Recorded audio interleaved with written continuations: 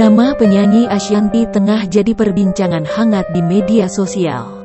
Hal itu setelah Ashanty terkonfirmasi positif COVID-19 sepulang bepergian dari luar negeri, tepatnya Turki. Pulang-pulang dianggap membawa virus, Ashanty pun jadi bulan-bulanan netizen. Beberapa pengguna media sosial sampai menuliskan komentar negatif terhadap istri Anang Hermansyah tersebut. Ashanty pun dibully habis-habisan, bahkan ada yang menyebutnya sebagai beban negara.